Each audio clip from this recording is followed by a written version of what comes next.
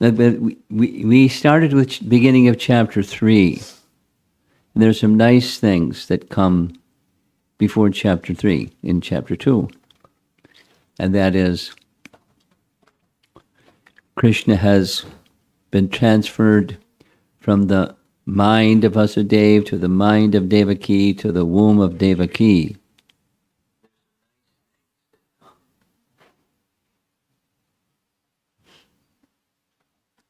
And then the prison house becomes bright. Here's something that I came across for the first time yesterday evening. How many wives did Vasudeva had? Many wives. What was the number? 7 of his wives came from one father. Devaka had 7 daughters headed by Devaki. That's 7.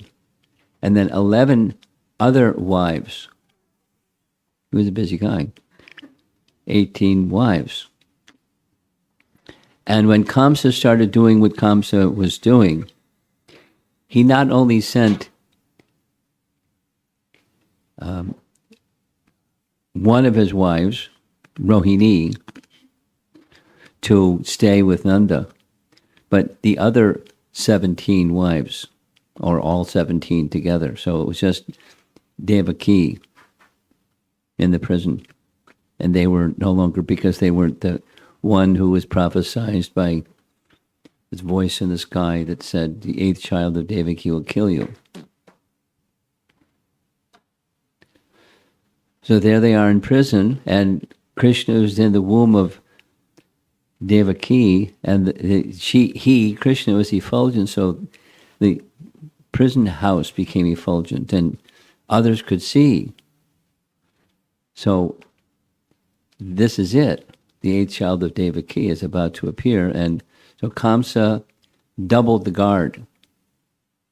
And then, so he was counting the months, how many months from the pregnancy, the beginning of the pregnancy. And we heard yesterday, maybe you remember, Krishna appeared in the 8th month of her pregnancy, Devaki's pregnancy. And the same thing happened with Rohini, with Yashoda, 8th month of pregnancy. So there were a couple of questions that came up. One of them was this little discussion about Immaculate Conception. Remember that discussion? It was in the question and answer session. So you'll hear a short reference where it's explicitly expressed in Gopal Champu. Gopal Champu has some things about Krishna's pastimes that aren't in the Bhagavatam. It's Jiva Goswami's writing. Gopal Champu. Champu is just a certain type of literature, and Jiva Goswami knew that type of literature. He wrote a book on how to write a Champu, and then he wrote a few of them. Well, it's following the format of a Champu. So Gopal Champu is a Champu, a book about the Gopal, the child Gopal. And there was a discussion that Sri Radhika presented, but I didn't have the answers, so I started research, and I researched it, and I didn't. It's not complete, but it's much more than yesterday. The question one of the questions was, when Vasudeva was carrying Krishna from Mathura to Gokul, Krishna slipped from his hands. She heard that Krishna slipped from his hands. He fell into the river, and the river was really wild at that particular time. And he panicked. He couldn't find Krishna. Newborn child, literally, that night. So he couldn't find Krishna, and then he found Krishna. And the explanation that she heard, which I had also heard, I said I would research if I could find the reference. I wasn't able to find the reference.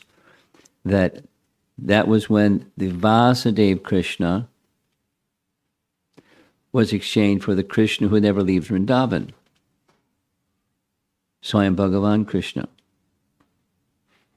And then it was that Swayam Bhagavan Krishna who was placed by the side of Yashoda. And then when the return, when Akrura was bringing Krishna and Balaram back to Mathura, Akrura took bath in the river Yamuna, and when he went to the bath of the river Yamuna, he saw Krishna and Balaram in the river Yamuna. And he went back and he saw them on the chariot. So then he went back and he saw what he saw. He saw Anantashesh and saw the whole scene and all the devas and all the prayers. And so he had this revelation or realization that Krishna is the original personality of Godhead. This child that he's bringing, or youngster that he's bringing back to Mathura, is the personality of Godhead. So it is said that I heard, from many times in the past, that's when the Swayam Bhagavan Krishna, who never leaves Vrindavan, remained in Vrindavan, and the Vasudeva Krishna is the one who went to Mathura. So she Radhika heard that. I also heard it. I said I would reference it, and I couldn't find the point of reference. Here's what I found. There's a reference in an obscure book, and it says that Krishna was placed in a basket on the head of Nanda Maharaj. And behind Nanda Maharaj was not Anantashesh, but according to this particular reference, I'm going to read it in a moment, it was Vasuki.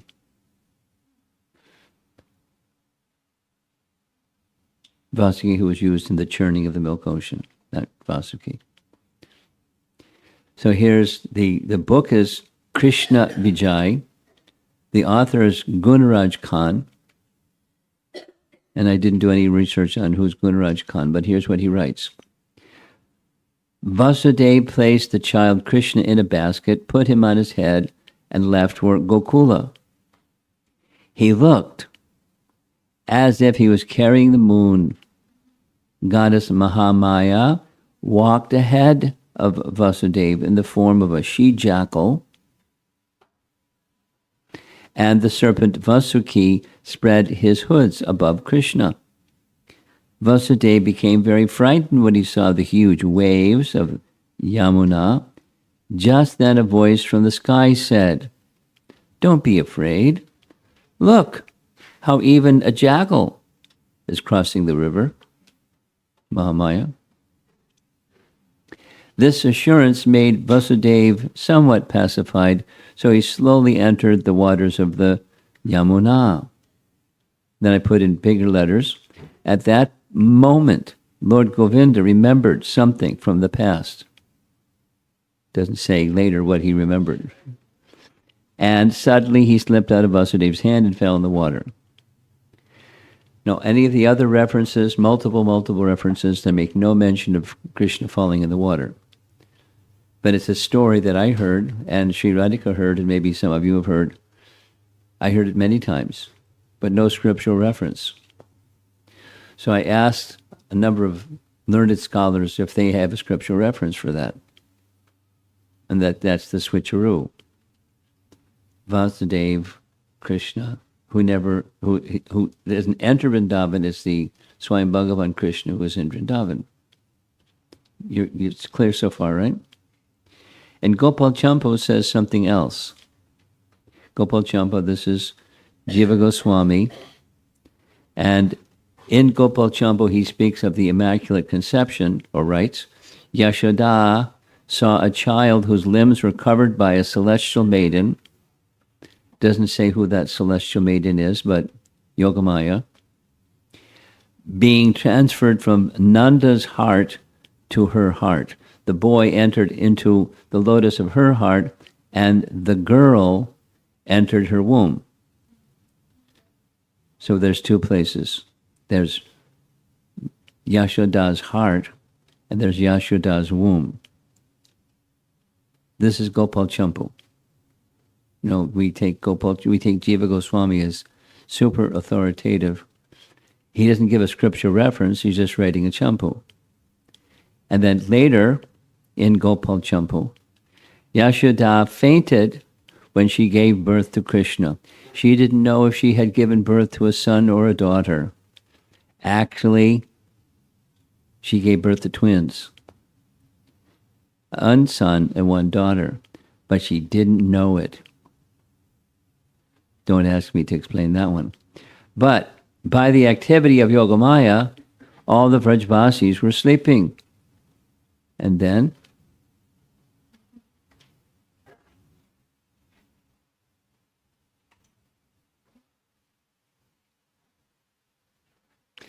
when Vasudeva brought his son Vasudeva, so there wasn't a switcheroo until this moment, according to Gopal Champu. Vasudeva Krishna was brought to the maternity room of Yashoda as a plenary portion of Krishna. Yes?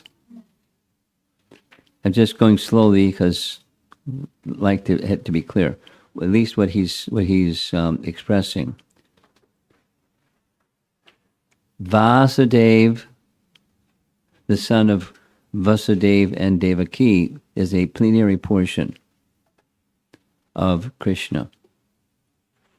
And, the four-armed Vishnu showed himself coming directly from the womb with all the symbols of Vishnu and, not like a normal baby coming out of the womb of the mother. Vasudeva as the plenary expansion of. Then Vasudeva took Nanda's daughter. By the activity of Yogamaya, Vasudeva could see only the daughter. He could not see the son. Seeing only Yashoda's daughter, Vasudeva took her, and Krishna remained there. But Vasudeva entered into Krishna.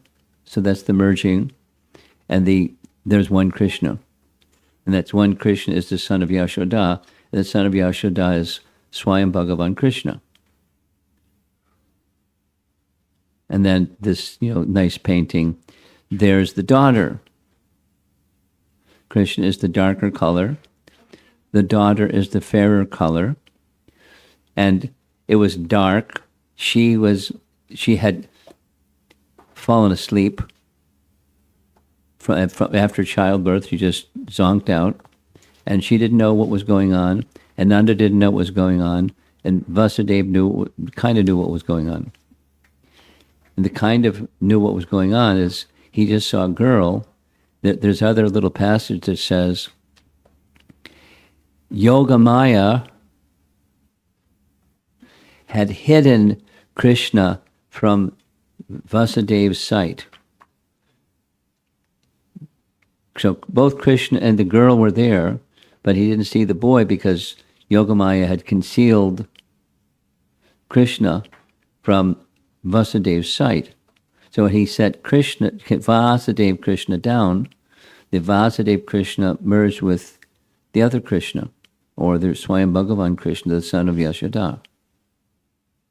And then he took the female child and did all the rest of what we all know he did. He went back across the river Yamuna and safely reached the other side, and the guards who had fallen asleep, they still didn't wake up. They didn't hear him and didn't see him. And then the prison doors closed, the locks went back into place, and as if nothing happened. So nobody knew except Vasudeva and Devaki. And of course, Krishna also knew. And Yogamaya also knew. So 4 people knew. At least those 4 people knew. But Nanda and Yashoda didn't know anything about anything. But they weren't supposed to know. Okay, so that's a few of the mysteries from yesterday. And if I get a reply, is there scriptural evidence to indicate these two things? When Krishna fell into the river Jamuna, and Jiva Goswami doesn't speak anything about. In fact, no one of the other sources, other than Govindaraj Khan, speaks about Krishna falling in the water. But there may be some other references. Let's see how it happens. And of course, if I get back any word from our scholarly Vaishnavas, I'll let you know. So here we go. Krishna just appeared in the prison house of Kamsa. When Vasudeva saw his extraordinary son, his eyes were struck with wonder. Because as you recall what we heard, he was born with symbols of Vishnu. He was born with Kastuva gem. He didn't have a peacock feather yet. The mark of Shivatsa in his chest, and ornaments and jewelry, and children don't appear like that. There's a whole other thing that goes on, but not that. In transcendental jubilation, Vasudeva mentally collected 10,000 cows and then distributed them among the Brahmanas as a transcendental festival. So he's a Brahmana. No, he's a Kshatriya Vaishnava. And he is honoring the Brahmanas by giving cows and charity to the Brahmanas. But because he's in prison, the only way he can do it is in his mind, so he does it in his mind. And as he looked at the child, here's what he saw. There's like several astonishments. How astonishing! Parameshwara, whose darshan is hard to achieve, even for the most exalted, liberated sages, has descended in my dwelling and become visible to me, a soul inwardly bound in ignorance, bound by ignorance, and bound outwardly by Kamsa. Now, the person who's the commentator giving this list of amazements is Vishwanath. And Vishwanath, this is my appreciation of Vishwanath, he's a Rasika Bhakta. He's highly learned, so he knows things that most of us don't know, and even learned persons don't know, but he knows so many things. Vasudeva, Vishwanath Chakravarti Thakur. So he's going to enter into some rasa topics quickly. A second wonder. Even the Supreme Brahman, who pervades all, has taken birth from a human womb. Now this is the Immaculate Conception, a part of the Immaculate Conception idea. But the Supreme comes in a human-like form in the womb of a human, his wife. Third, the boy, who is already characterized by ornaments such as a crown, earrings, various weapons, and armlets, has come out of a womb, ready to go. Fourth wonder, the primeval Purusha. Now he's an elevated Vaishnava. He's not an ordinary Vaishnava. So he knows the scripture. The primeval Purusha, who even frightens personified death, because of whom a living being is afraid, has accepted me, whom afraid from fearing Kamsa, as his own father, although he is Bhagavan. The Lord is addressed here in this verse that we're discussing right now. He's addressed in two ways, as both as Hari and Sutta, because simultaneously Vasudeva knew him to be the Lord, thus Hari, but also his son, or Sutta.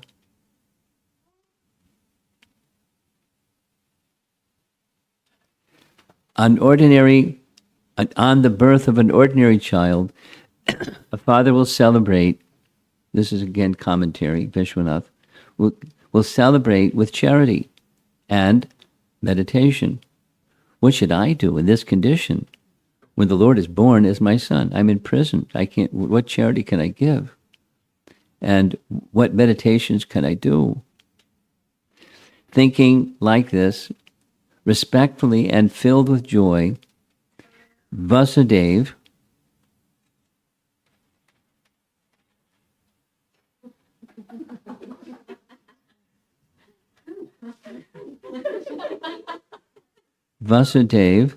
submerged in an ocean of bliss and gave cows in charity to brahmanas in his mind. So that was verse 11. We're moving right along. We're still in Canto 10, chapter 3, and we made it as far as verse number 11. And now we're ready for verse number 12. Vasudeva could understand that this child was the Supreme Personality of Godhead, Narayana. He's astonished. And he has this realization. He's an elevated Vaishnava who's realized this super excellent fortune. Having concluded this, without a doubt, he became fearless.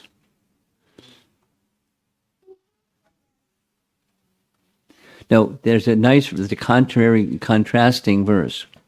Where does fear arise from? Bhayam dutviyam abhiniveshitak syat.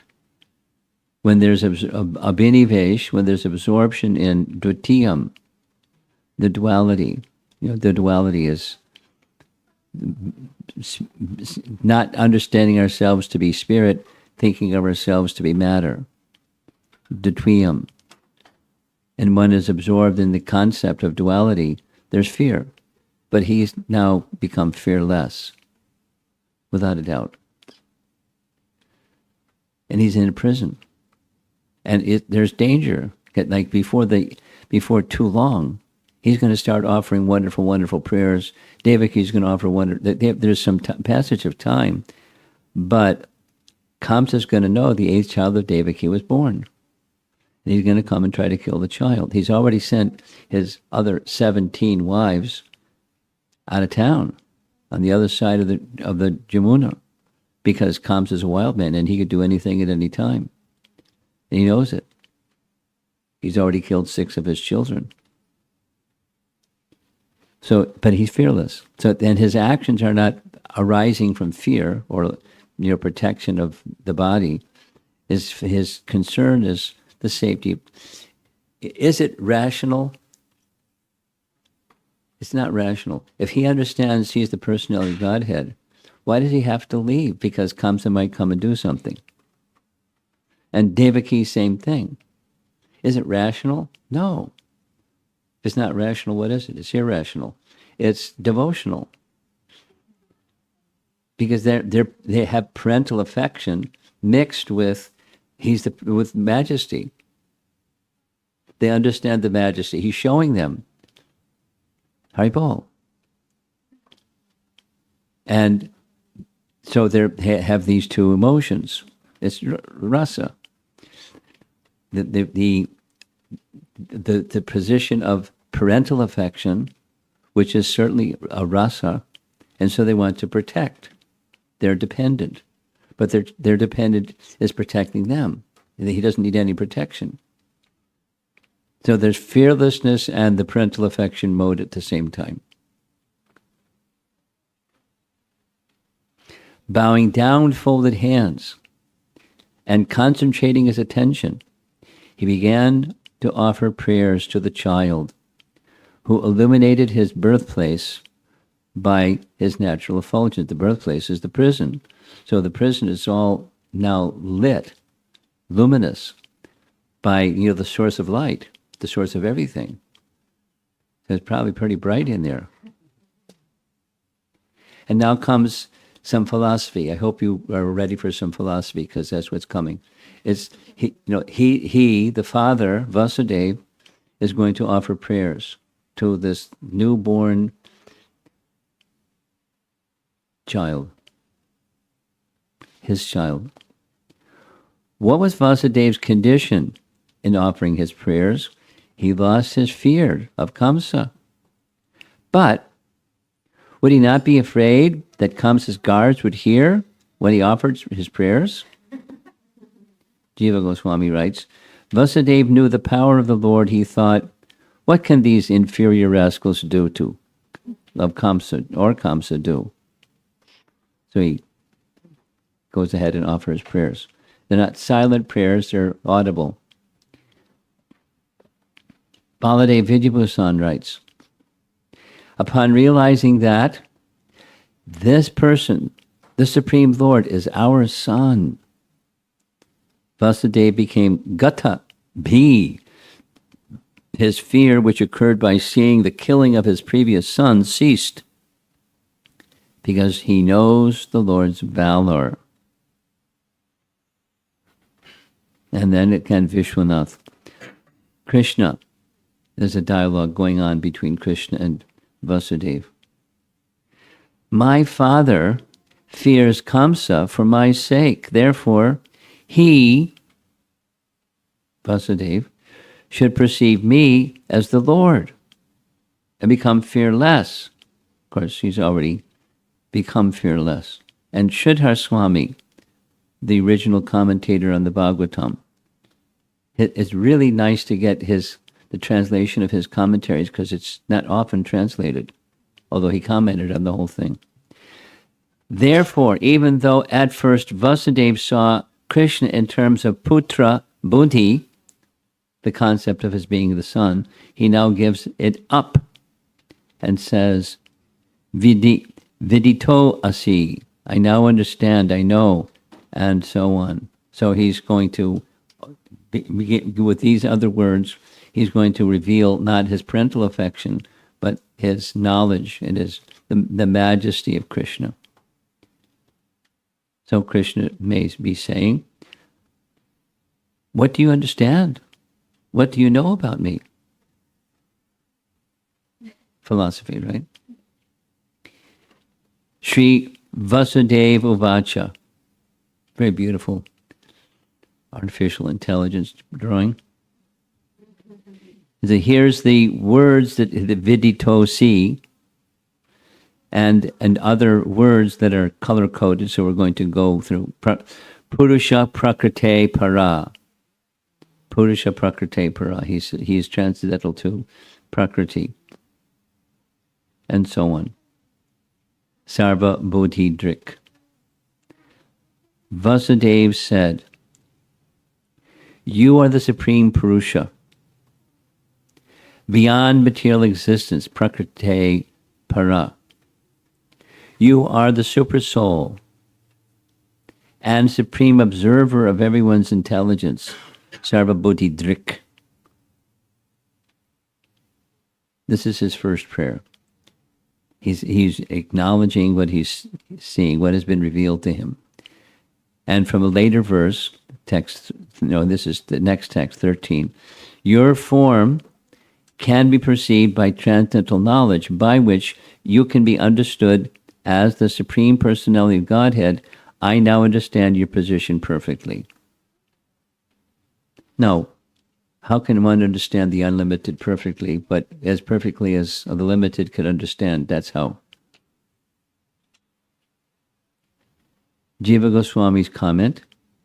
You see the demigods in the background. There's Vasudeva and Devaki with shackles on their arms.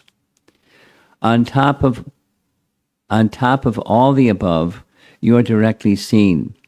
Sakshad viditosi. That's how the verse 12 begins. Aho, I have seen such immense good fortune. This babbling child, mother, you're used to your babbling child, and we're not. If it continues, please do the needful, and I guarantee it's going to continue.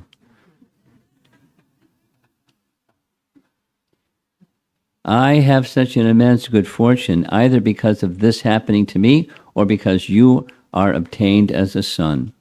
This is Jiva Goswami's commentary. Krishna, how else is my form seen?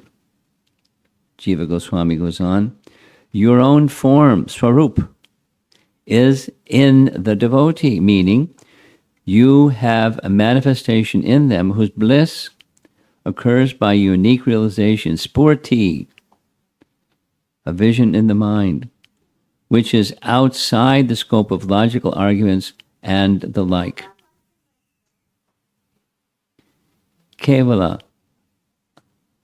Anubhavananda Swarup. He, Vasudeva, is experiencing very special ecstasy and giving these realizations. Someone might think, why is this excessive praise of someone who has entered Devaki's womb? Therefore, Vasudeva says, you did not enter Devaki's womb. What?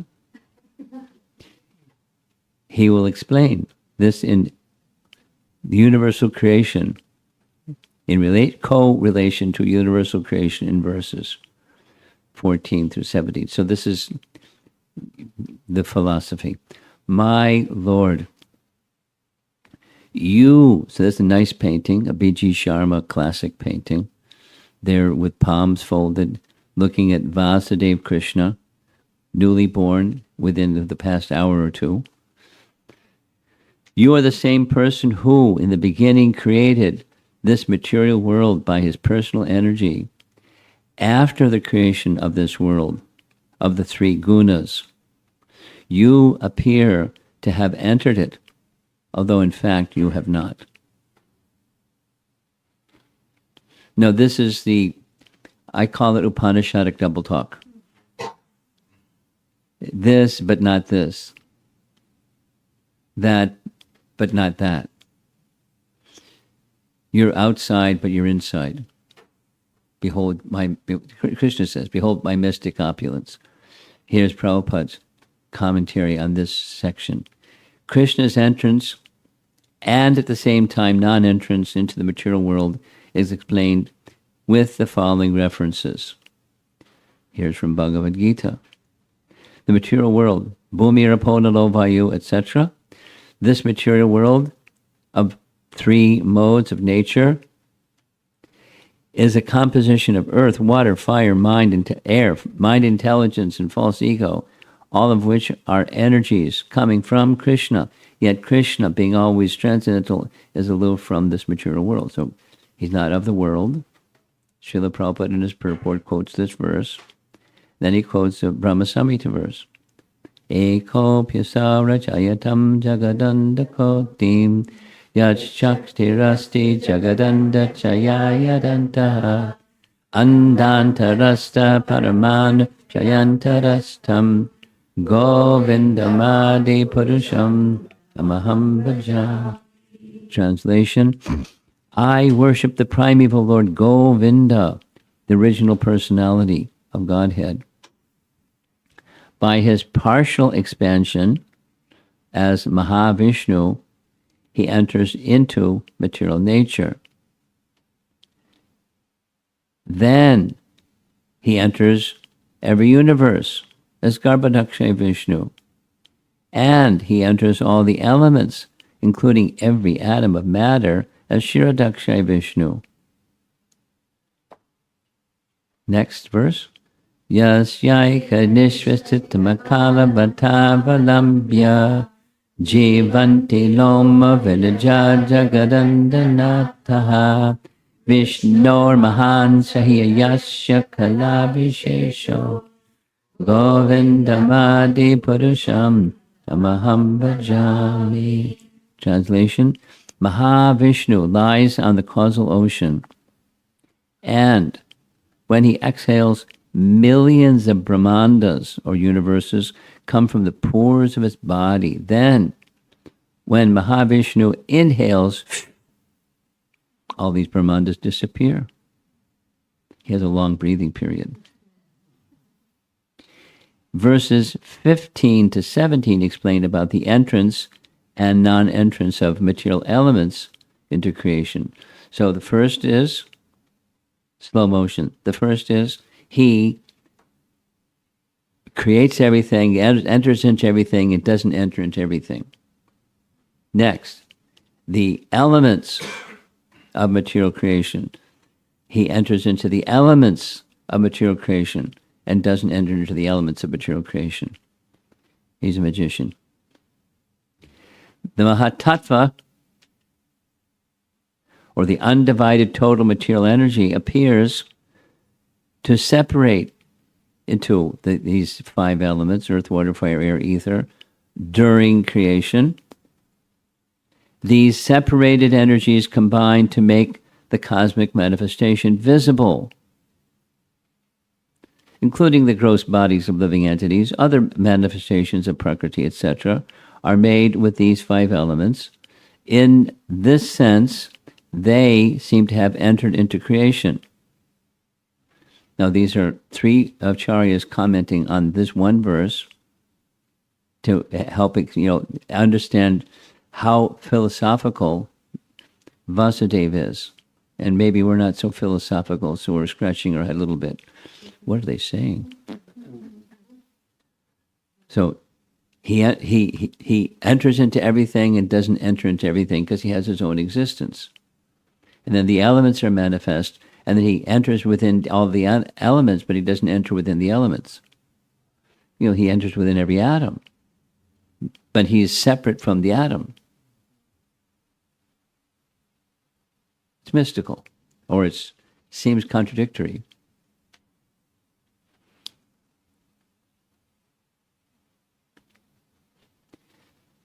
But, in fact, before the creation of the cosmos, the total energy was already present. Therefore, the total material energy never actually enters into creation. Wait a minute. Then what's the creation? So there's levels of understanding the creation. It's like, what's the Virat Rupa? The form of the universe. Virat Rupa, the form of the universe. And then there's how many descriptions are there of Virat Rupa? Depends on how many examples, how many times they're narrated, but they're very different. The narrations are very different. It's one Virat Rupa, but seen through a different lens or for a different purpose. And it's like, one object seen by different people. It's the same object. And they describe, like the elephant, the tail and the trunk and the torso and the legs, and it's all elephant, but they're seeing from different vantage point. This isn't the elephant. No, that's the elephant. So Virat Rupa is something like that. It's diverse in its explanation, but it's one Virat Rupa. That's one part of all of this. And then another part is, what is it? Is it, or is it substantial or is it insubstantial? The universe seems to be pretty substantial. Take the table and whack the table on somebody's head and do, ouch. It's substantial.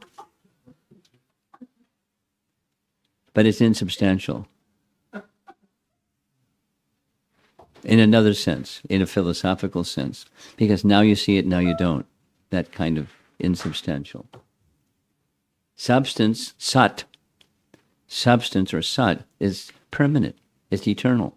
And the cosmic manifestation is not eternal. Now you see it, now you don't.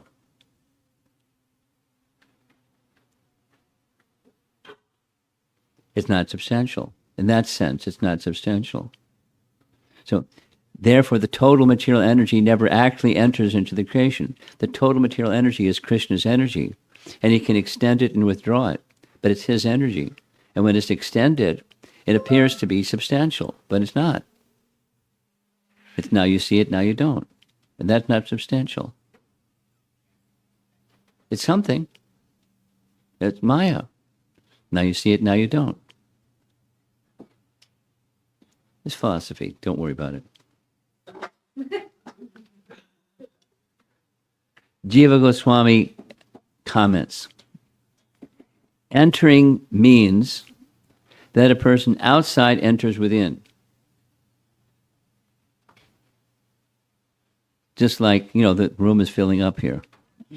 And before the room was filling up here, there weren't a lot of us here. There was a little kirtan going on, and then after some time, we're all going to go some other place, most likely, except the people that live here. I hope you still stay. So, and then they're going to leave at some point too. Entering means that a person outside enters within, since the elements already existed as the cause, that is, in their unmanifest state, the elements exist, and then they become manifest. Aprakat becomes prakat. There's the stage where it's before the mahatattva, where the element differentiate, it's just energy, it's pradhan. They're different states of prakriti, and one of them is the unmanifested, undifferentiated state. And then they start to differentiate, and then they start to form things, like, a universe or something. Simply manifest as the effect within the universe, they really do not enter.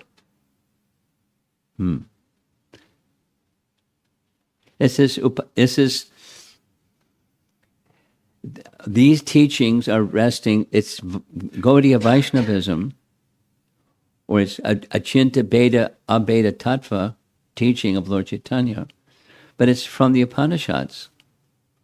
It's not, from the air. It's based upon the Upanishadic references, this and that simultaneously, and how can be this and that simultaneously? By the inconceivable potency of the Supreme Lord. Whoops, Jiva Goswami goes on. This is Vishwanath. This above verse is given as an example to explain Krishna's entrance versus non-entrance into Devaki's womb. Now, it's getting really subtle. Did he enter Devaki's womb or not? Well, he did and he didn't. Very clever, huh? You enter into Devaki's womb just like the undifferentiated Mahatattva and other elements enter the universe but do not enter it. The macro becomes the micro, or the material material creation is a grosser manifestation of the subtler. That the gross is resting upon the subtle. Without the subtle, the gross doesn't take shape. So in the primordial sense, pursuing an understanding of the absolute truth, which is what's going on here, Vasudeva has just made a statement about his son, and now he's a lawyer making his case. Based upon Upanishadic statements, his realizations are resting upon the Vedas, and he's explaining his realization of, you're my son, but you're not really my son. Because you're the primordial Supreme Lord. How can you be somebody's son? But you've done it. You've come as my son. And I'm realizing who you are. You are this, inside and outside of everything kind of person.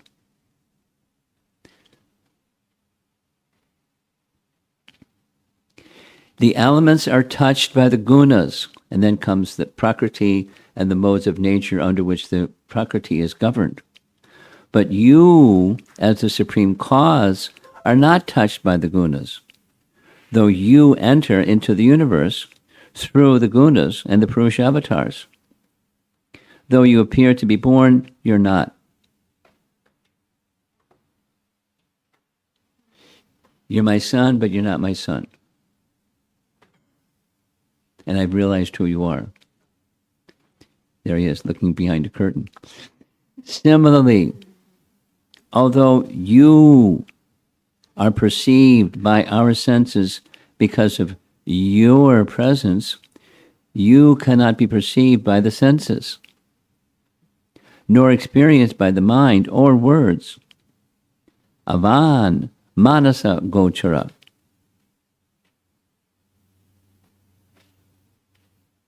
Another meaning of gunai can mean with qualities. You exist with qualities. This is Sridhar Swami. Such as being under the control of prema. Now, this is rasa.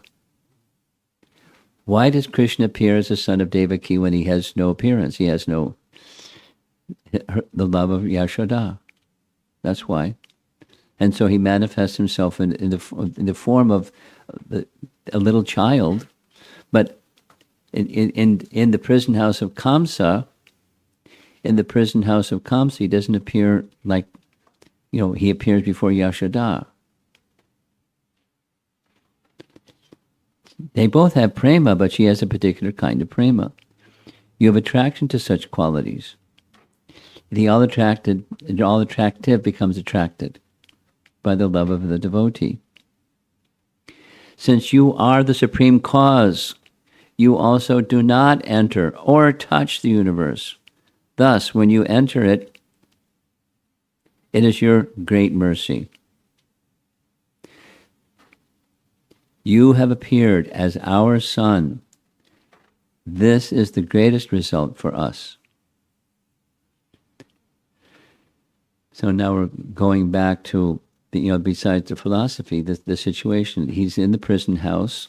He's looking at this little child, and he's expressing his realizations. After hearing the entrance versus non-entrance aspect of Krishna into the cosmic creation, someone might think the world is unreal, but it looks real. Anticipating this, Vasudeva says the following two verses. Again, he's like a lawyer presenting his case. Now, Krishna's a good jury, because he already knows. Foolish people consider the body to be independent of the soul. Learned people reject such conclusions. Learned Vedic scholars conclude that the creation, maintenance, and annihilation of the entire cosmic manifestation are performed by you, although he doesn't do any of those things. Your form is transcendental, yet for the maintenance of the three worlds, you assume the forms of guna avatars. Vasudeva is quite a person. Krishna has become his son, and he's saying all these prayers to Krishna in super clarity, with high erudition. We're not likely to offer those prayers. We're not likely to have that erudition. We're not likely to have that devotion. But we're hearing from one who does. Vishwanath Chakrabarti Thakur says, here's how Krishna is hearing these prayers. Well, Father, factually, you know the truth about me. If you understand why I descend to your house, tell me then. Now, you have appeared in my house desiring to protect this world. This is why. I am sure that you will kill all the armies. He's praying to this little baby that just was born a few hours ago. I'm sure that you will kill all the armies that are moving all over the world under the leadership of politicians who are dressed as Kshatriya rulers, but who are factually demons.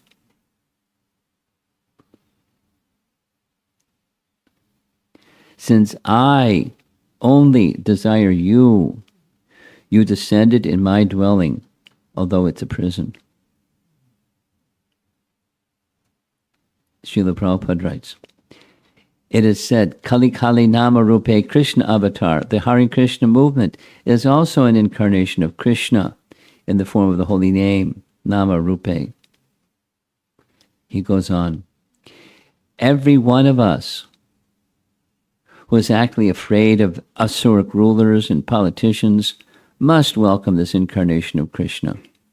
Here we go again.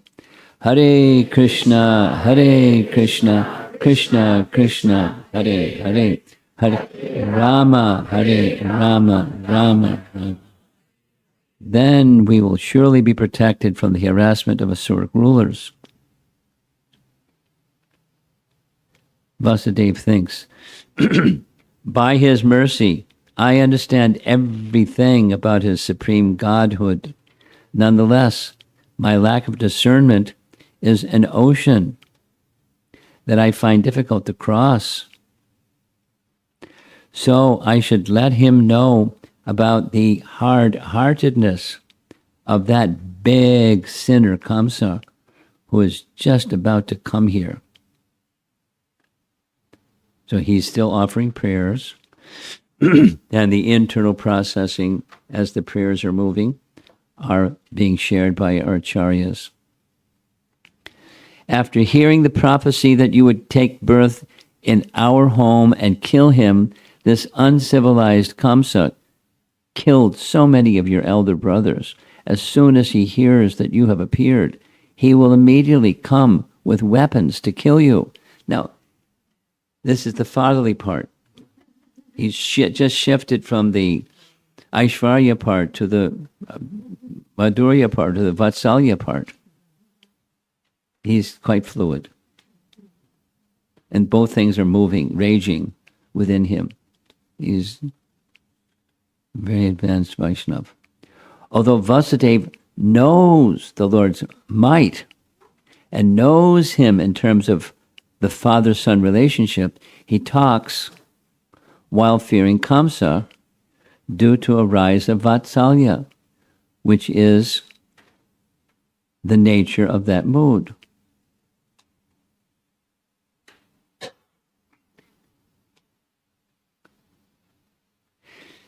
Step back from the scene, and what's going on? Why does Krishna appear? Because of the love of Vasudeva and Devaki in a particular mood. And he's shifting, he's going to shift momentarily, he's going to shift to the other side of the river, Jamuna, because of the parental affection of Yashoda and Deva and Nand Maharaj. Yeah, sure. So he's reciprocating the love of his devotees. This is rasa. And then there's other things and other things. There are characteristics of Krishna. One of them is, by one thing, he's accomplishing many things. But principal amongst those many things is rasa. He's enjoying their love. He's reciprocating with their love for him. He's stimulating their love for him in this way, that way. So the parental affection part of Vasudeva is being stimulated, and it's rising. It's like the waves of a river, and sometimes the river is down, the wave is down, and sometimes it's up. Now it's going Vatsalya up. Very beautiful painting. Perceiving her husband's fear, Devaki becomes afraid, Bita. She becomes extremely agitated and speaks as follows. But guess what? We ran out of time. We'll hear it tomorrow night.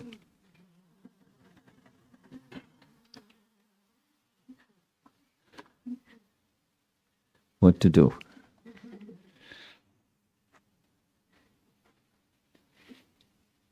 Isn't it nice just spending an evening just immersed in Krishna thought? Because our lives are, it reminds me a little bit of Bhishma Dev. When the time for his passing came, his mind completely withdrew from the millions and millions of things that he does. And each of us, we may not have millions and millions, we have many things that occupy our mind instead of the Maha Mantra. We pick up our bead bag, and all the things that we're supposed to do come into the mind. And we have to have the training to at least for that part of our day, just immerse the mind in Krishna, sound vibration, and nothing else. And practice and practice and At the end of your life, may you just be fixed on Krishna. And then this same, in principle, this opportunity here, that the name, form, qualities, pastime, the nature of Krishna. The nature of Krishna is being revealed. Vasudeva gets it. He has been given it. And then the section that we didn't hear, which was chapter 2, there's this very detailed explanation that Krishna, this is coming up. Krishna is going to respond to Vasudeva and Devaki, who they were in their previous lives, how many tens of thousands of years of austerities they did. And Krishna came as their son by this name, that name. And now I'm coming in this form, because you're my dear devotees. So there may be some time and some austerity and some, investment with faith in the very process of purification. So be very clear what the process of purification is, and do it again. So nityam bhagavata sevaya. Nityam literally means always, and it can also properly be translated as regularly. So this is our time together to hear with immersion in the appearance of Krishna, the anticipation of Krishna's appearance in a few days at midnight. It will be, we're preparing ourselves for that. And then the joyous celebration. And we heard already at the beginning of this chapter, when Krishna appears, everything becomes joyous. So may we all, with proper preparation, become joyous in Krishna Janmashtami. And remember, these pieces of all of what we've heard in the course of the prayers of Vasudeva, and then the prayers of Devaki, and then what Krishna does, and then his entering into the where Nanda and Yashoda are. It's all very wonderful. It's all being orchestrated, simply stimulating the love of his devotees. And the most exalted, most of his devotees are the residents of Vrindavan. We hear it again and again.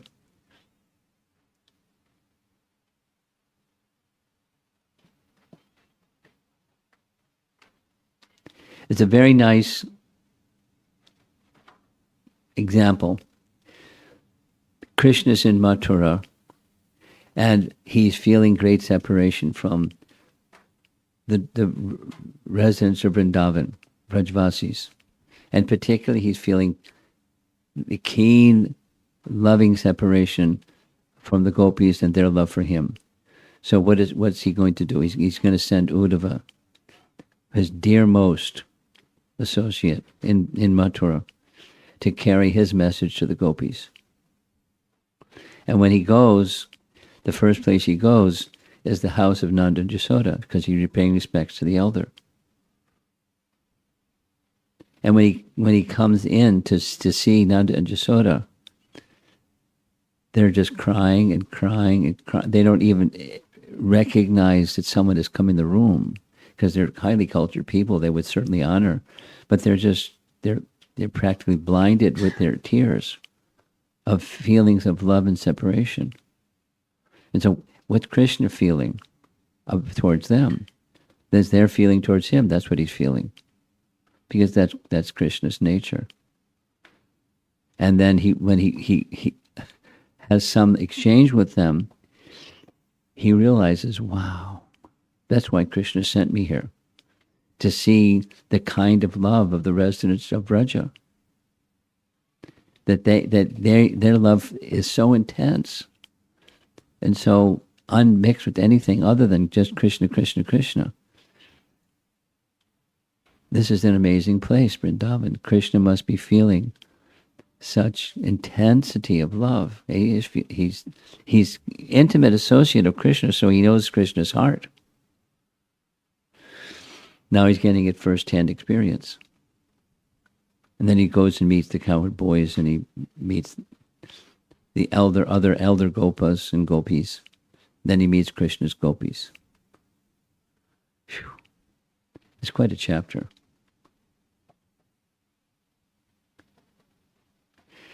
Okay, so let's see if there's some comments or discussion.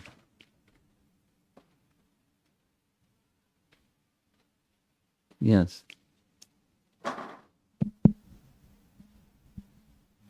Hare Krishna, Guru Maharaj. A comment and then a question. When Parikshit was attacked by the Brahmastra, he saw the form of the Lord, and I was thinking of when in the slides where you talked about entrance and non-entrance in Devaki's womb, in that purport, Yes. Prabhupada writes he came by the energy, by his own internal energy. So I don't know. I drew parallels. Is that a Yeah, it's different but similar, quite similar. Yeah. The question is, early on in the slides, you had there was a phrase you said in the wonderment, where Vishnu Chakravarti Thakur he writes in that section. Something to the effect that the form was seen by transcendental knowledge. There was the phrase, the form was perceived by transcendental knowledge. And I was also thinking in Brahma Samhita we hear Premanjana Churita Bhakti Vilochana. So that transcendental knowledge is this Prema Bhakti we are talking about? Well, yes and no. There's transcendental knowledge. There are Gyanis that have transcendental knowledge, but they don't see the form as the residents, as Vasudeva and Devaki were seeing the form. They have a different idea that the term was used spurti. Spurti means in a moment of jubilation of heart, something may appear within the heart momentarily and then disappear. So they with transcendental knowledge may have such an experience. That's not a guarantee, but they may have such an experience. But it's not the same as what's happening with Vasudeva and Devaki. He's their child. They're holding him in their arms and seeing him in their face to face when he's in his full human-like stature. So the direct experience is different than the transcendental knowledge experience. Bhakti is different than Gyan. There's knowledge within bhakti, but it's of another quality, a matured quality, matured by bhakti. I can say the same thing another way. Another way, this is more philosophical, but to the degree that Gyan, it has some degree of bhakti, then that Gyan can be effective. And then there's bhakti that's unmixed with Gyan. The bhakti that's unmixed with Gyan doesn't mean that Vasudeva or highly elevated Vaishnavas don't have knowledge. They just have Premanjana Churita Bhakti Vilochanina. They just have, their eyes are tinged with the salve of love, and they don't really understand A to Z or ABC. They're not Gyanis. So simple-hearted devotee can have realizations that are not from the study of the Vedas, but from the reciprocation with Krishna. And they can realize things about Krishna that it's not due to their study. So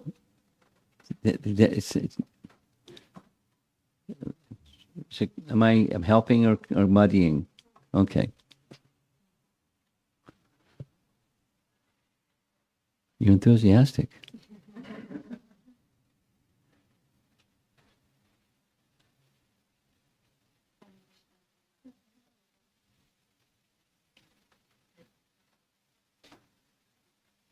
Hare Krishna, There Guru we go. Maharaj.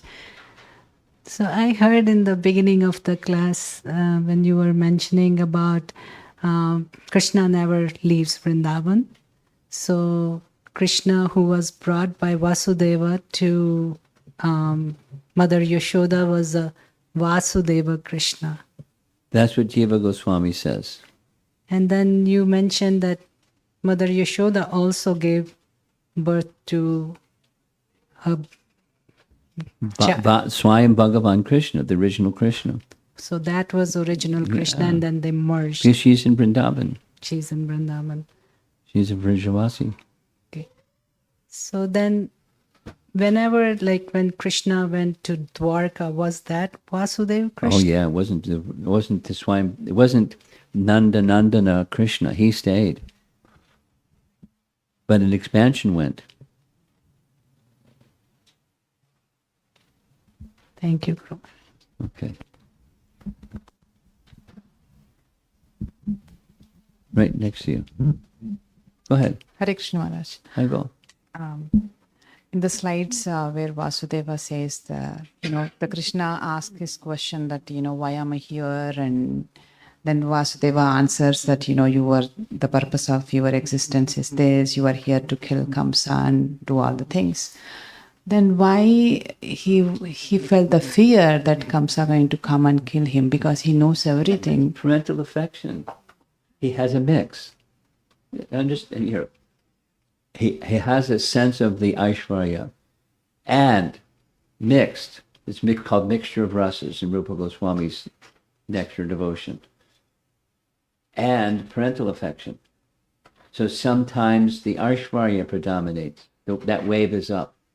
And sometimes that wave is down and the parental affection is up. So he seems to forget what he knew. Mm-hmm. Is it the attachment of? It's transcendental parental affection. And it's so strong, it eclipses his Aishvarya. And it didn't disappear, it's the river still there. But what that wave of the river at that time is parental affection. And I have to protect.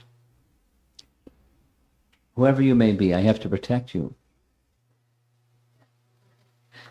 Why I'm asking this question is... It's a very reasonable question. Yeah. No, I'm just relating this situation to something. So even though we have the faith on Krishna that, when we are going through tough situations, we kind of this gut feeling that, everything will be all right. This is just a passing moment. But still you have that worry, still you have the stress and fear. How to overcome that? Oh, okay. That's another topic. Yeah, I know.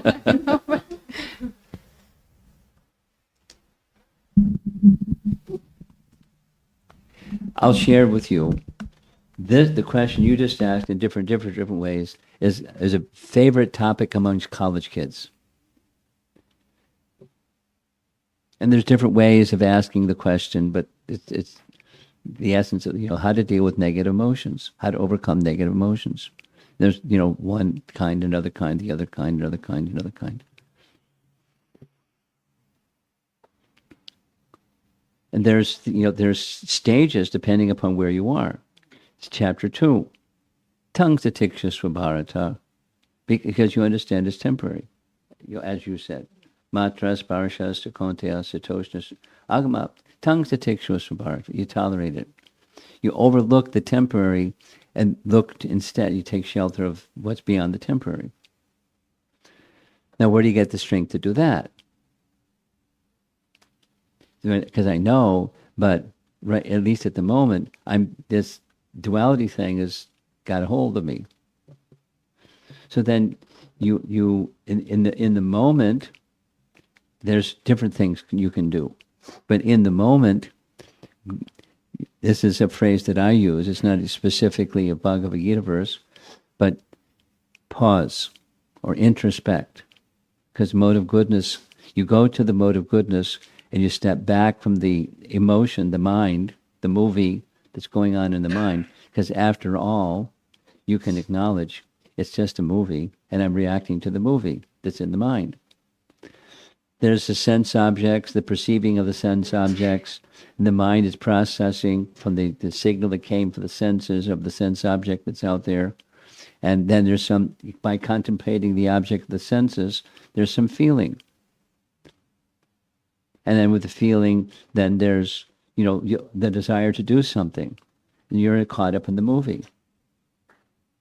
It's just illusory. So the pause is step back, mode of goodness, introspect. What's going on here? Then you touch reality instead of illusion. And I'm the observer of this mind, and within the mind there's emotion, and within the triggering the motion is the circumstance. And this is being brought to me. Why? Your question is Sanatana Goswami's question to Chaitanya Mahaprabhu. Tapatraya Anmulanam. Why am I experiencing the threefold miseries? Why? So now that's a philosophical question. So answering philosophical questions requires a mode of goodness mode. Contemplating what you described is a mode of goodness introspection. Then you touch base with Sat instead of Asat. So at least you're going in that direction towards Sat, away from Asat, and you're reflecting. This is temporary. Not really me. It's a movie, and I'm identifying with the movie, or the drama of illusion, and I don't like it. But I can't just check the box and I'm out of here, because it doesn't work like that. Then I have to cultivate Sat to move away from Asat. I have to turn the light on in order to dissipate the darkness. So let me do that. That's something I can choose, and I'm not controlled by. No one can force me, and no one can stop me. Going towards Sat. And how do I know? Then you have Scripture. And those that teach Scripture, those that live it and model it. And let me go there as a choice. And you keep making that choice and making that choice, and in life making that choice. There are going to be weaker times, and I get sucked into the movie again. But let me make my life choice going towards Sat. And then from Sat, then comes Chit, then comes Ananda. So you cultivate. And ideal is what Prahlad Maharaj says, from the tender age of childhood. Now, some of us have been very fortunate, and some of us are less fortunate in terms of the training that we received and propensities that are built within us from our previous lives. But wherever we are, that's where we are. And we go forward according to what the light of the Bhagavad teaches us, as we can. We slip and fall and tumble and get back up again, and keep going towards the light. That's a principle. Tamasi ma jyotir gama. Say no to tamasa and say yes to jyoti. And you cultivate, you practice, and it becomes second nature. That distress situation is the illness, that's the disease. I want wellness, not illness. So follow the prescription, take the medicine, and do the do's and avoid the don'ts as the doctor prescribes, and the wellness will come. I have faith in the doctor, in his medicine. And it may take a while. Who knows how long it'll take, but however long, that's how long. Depends on the severity of the disease, that's how long. And good physician, good medicine, good following.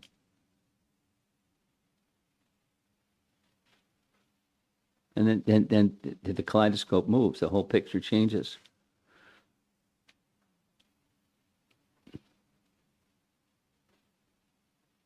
Have you met devotees? I'm sure you've met devotees that they, in their sharing, they're discussing, 5 years ago, I was way over there. I was in that darkness space, and I don't know what happened. I can't describe how it happened, but I don't have that same stuff. And then there's some more to go. In the beginning of my Krishna Bhakti, it was like lots of light, and something happened. The light went out, or it got dimmer. Like what happened? There's that one too. That's the slackening or laxity in when making that connection. There's a whole teaching in Bhakti. The teachings are there. The map is there. The GPS works. Just keep your GPS on and know the destination and keep going.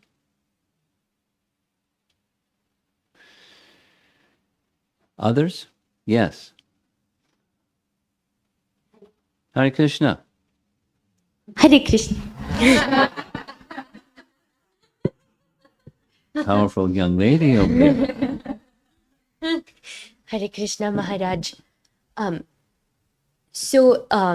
a section of today's lecture, you were discussing about like the material world, how he enters but does not enter, and it was about the material world a little bit. So it reminded me of a question that I had.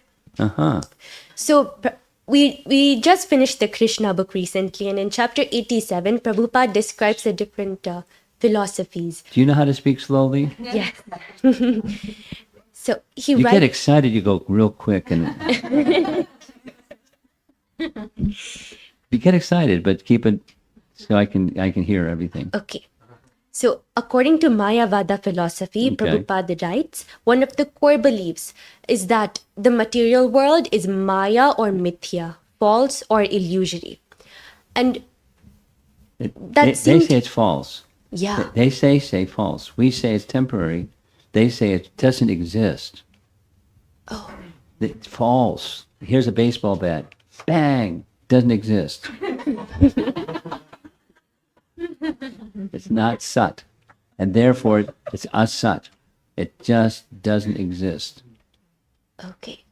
So, when devotees say that our material life is like a dream and spiritual life is like we're waking up from a dream, that basically means that dream is temporary, that Yes, they don't temporary. mean to say That's that correct. it's not. That's correct. There's no substance. Okay. It's temporary. So, it's not imagination. It's not. It's insubstantial. There's an experience. Suppose like fear. It can grip one and turn one upside down and shake one like anything. So it's not non-existent. It's not false in that sense, but it's not who we really are. Back to this question of, emotion that I know the philosophy, you check the boxes, I get an A in my Bhakti Shastri, but so there's still the misidentification. It's not matured yet. The realization is not matured yet. That's okay. You have to start somewhere. And then you practice and practice and practice according to good physician, good teacher, good teaching, good medicine, and you keep doing. And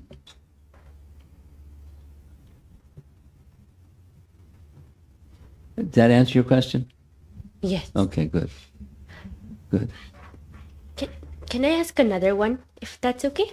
You want another one? Sure. Yeah, last one. Part 2.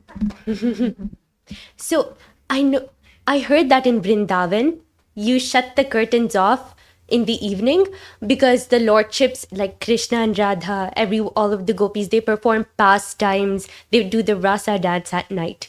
So I was wondering if in temples outside of Vrindavan, like even in Naperville in Chicago, when we shut the curtains off, did the deities do pastimes around the temple?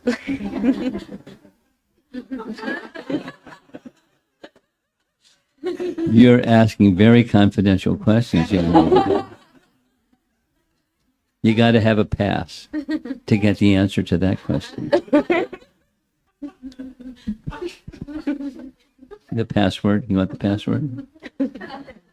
Prema.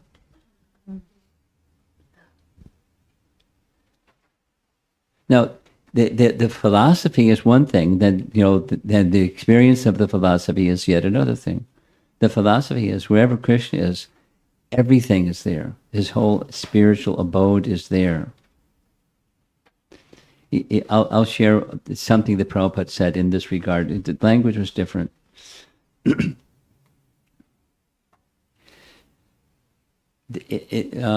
of the temples at one time was in Brooklyn on Henry Street. It was a rented building. The language at the time was a double brownstone building because the covering or the facing was brown stone, so brownstone building. And it was rented building, and the deities were on, just it was a walk up, and then big temple room, and then the deities on one end and Prabhupada on the other end. And so every morning, Mangalarti, and then when Prabhupada would visit, after Guru Puja, then becomes the morning class. Prabhupada seated on the Vyasa-san, saying to all of us, this temple is not in Brooklyn. It's in Vaikuntha. His eyes got really big. And then, same thing. The deities moved to Manhattan. The temple is not in Manhattan. The temple is in Vaikuntha. And I was told, I wasn't there, because I was there for those two. He said the same thing in Los Angeles. The temple is not in Los Angeles, in Vaikuntha. So wherever the deity, wherever Krishna is, the whole spiritual abode and paraphernalia and associates and pastimes and what have you, the whole spiritual world is there. So that answers your question. It's not prakat, but that's the transcendental reality.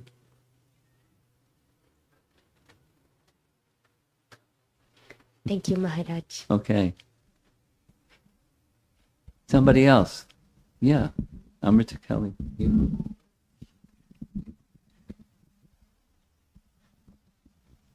Hare Krishna Guru Maharaj. Just slowly, I think, after all these years of hearing from you, slowly starting to appreciate the contradictions that we hear. I used to get agitated. How can Krishna do like this or like that? It's actually beautiful to see that. And one thing is, this evening we were talking, they're Vasudeva's prayers, they're rational at one point, and it just shifts to devotional, you're mentioning. Yeah. It's quite irrational. He understands this and that, the other thing and the other thing, what he's going to do with Kamsa and the other thing and the other thing, and I have to protect him. It's not a lack of pure devotion, it's a certain type of pure devotion. And the intensity of parental affection is intense. But what he's experiencing out of fear for the safety of Krishna is not the same as the emotion of Nanda and Jasoda when Krishna leave Vrindavan. But although he never leave Vrindavan, which is another contradiction. Yeah, I was just actually about to bring up that topic. Rajavasis, Nanda Maharaj or Yashoda Mata, they don't even go into that rational space. They're like completely immersed in that devotional, and they don't even think of Krishna as a supreme Lord. The sweetness is so strong, it eclipses the Aishvarya. They don't even see it. Even when Krishna shows it, they don't see it. They see something else, according to their quality of their love. And it's true for all of us. According to our disposition, what's inside comes out. And so that's their quality, and they're so exalted. All the residents of Vrindavan are so exalted. That's the only conclusion one can reach.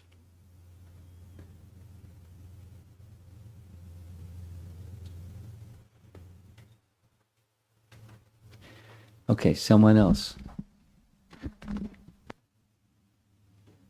Oh, you got your own. Okay. Shri Radhika. She's out with the deities on the altar watching class. Go ahead.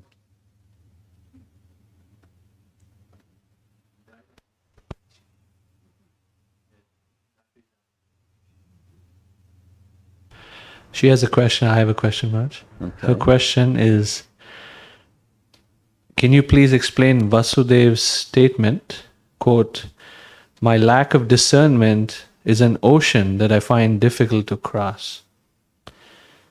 She says, I don't understand what is this discernment in relation to. And the reason she's asking is because she'd like to develop better discernment. Well,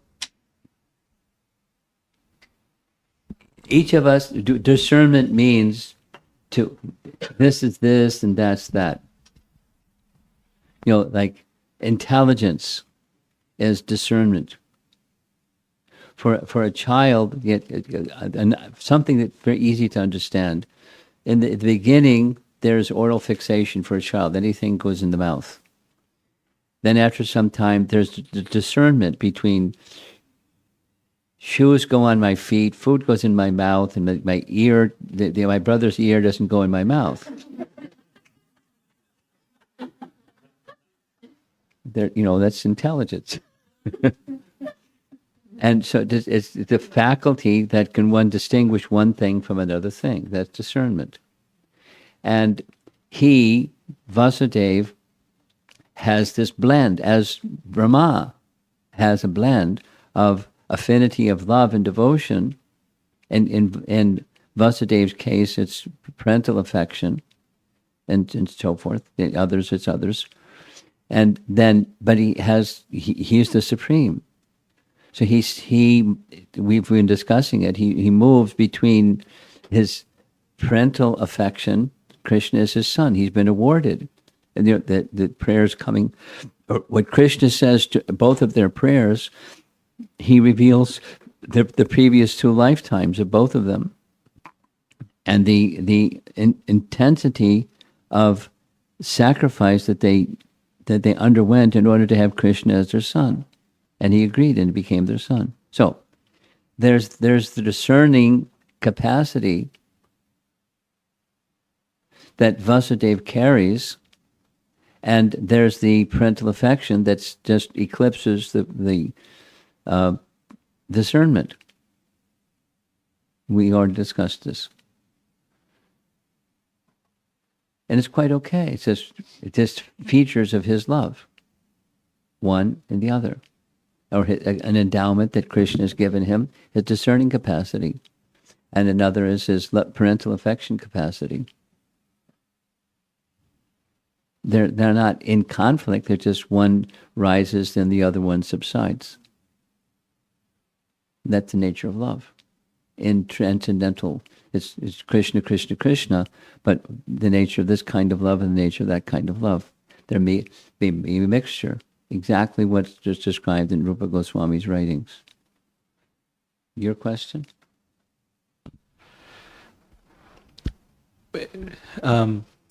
Vasudeva's nature, character, personality has been, when I read this section of the Bhagavatam, I was very inspired, especially of how he so expertly dealt with the situation with Kamsa, as Kamsa was about to. Oh, yeah. His wisdom and speed of thought at that pregnant moment was just amazing. He tried a few doors and they were locked, but so then one worked. Yeah. My question, Maharaj, is I have considered trying to see all the sections of Bhagavatam where he has dialogue, and obviously there's one section where he's starting to glorify Krishna, and his depth of understanding Krishna is... No, he means Vasudeva. Vasudeva. Yeah. Okay. And then my thoughts are going to, when Krishna entered into his mind and then transferred to the mind and then the womb of Devaki, what was that experience for him when Krishna entered his mind? What does that mean? Like... It means it's the fullness. There was no room for anything else. There was only thought of Krishna. The light was so bright there was no darkness. You can use metaphors to describe what it was like, what was the experience, because we don't have that experience. We can use metaphors. It's so bright there was nothing else. And that emotion and that experience was transferred to his wife.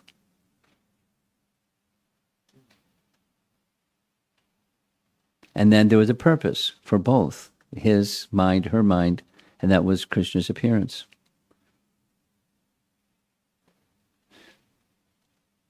Okay?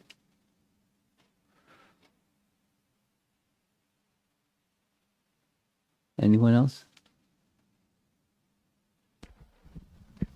Hare Krishna Maharaj. Oh. I would like to express my appreciation for, I mean, I've been hearing your classes like more regularly these days, and what I see is that like there is, I mean, when I read Bhagavatam or any scriptures, I just get one perspective of like, how it is described, but you take a lot of effort to make it very simplified, the vast literature of on these concepts, and explain to us in such a simplistic manner. I mean, for myself, I would not know what Gopal Champu is or what Vishwanath Chakravarti's like extensive commentaries, or I mean all the acharyas in this lineage have written extensive literature, but how you present it in a very simplistic manner for us to comprehend, I would just like to express my appreciation and sincere gratitude for presenting this material in such understandable way. So I just wanted to express my appreciation for that.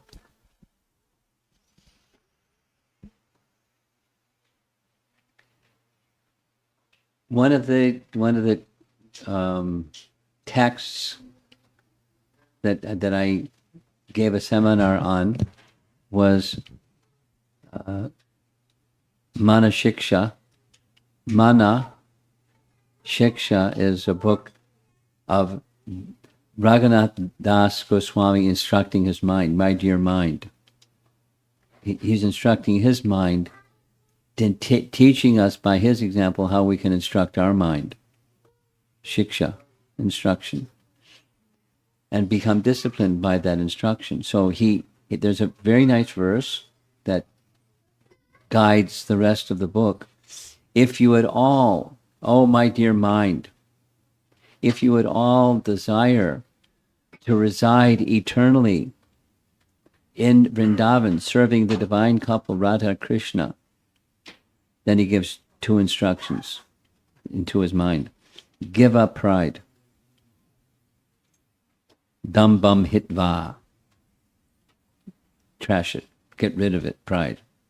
And then what's pride? And there's a whole other teaching on what pride is and how to get rid of pride. But abandon pride. And then that's the do not. And then the do is keep the intimate association of Rupa Goswami, Swarup Damodar, and Sanatana Goswami and their associates, the Goswamis. So because there are Goswamis, we may not be in touch with Vrindavan, but they are. And you just touch them, and you're in touch with Vrindavan because they're in touch with Vrindavan. You can be in touch with Vrindavan through them. So the attraction that I feel is eternal service of Radha and Krishna in Vrindavan. I want that. Not like, this is a crazy place, I want out of here. It's cuckoo. And people are nasty and vile and, and all of that stuff. But you can't make yourself clean by disliking the madness. So the instruction of Raghunath Das Goswami is a very clear guidance, and you go down that clear guidance path, and it's quite simple. There's intricacies, but they're simple. They're made simple by persons who are there. It doesn't come by intellectual prowess. It comes by bhakti. And then with bhakti, you've got your bhakti receiver on, and there's a broadcaster of lots of bhakti, and then it's clear. The signal is clear. And to transmit a clear signal is pretty easy. The process is easy. Thank you, Maharaj. Stay at the feet of exalted personalities that are in connection with Radha Krishna and their eternal pastimes in Vrindavan. And then, of course, somebody else will have another kind of bhakti. There's certainly very wonderful devotees, very advanced devotees that are absorbed in Ramayana. I mean, we're going to. I'm planning to go for almost a whole month to Sri Lanka and just discuss how the Sundarakanda, the beautiful love of Sundara, the beautiful love of Hanuman for Ram and Sita. And it's lovely. But it's not, it doesn't, one can have appreciation for, like the whole of the Bhagavatam. It's not only the 10th canto, the whole Bhagavatam is the whole Bhagavatam. And it leads one to that higher consciousness place, where then so many topics can stimulate loving attraction for the source of everything.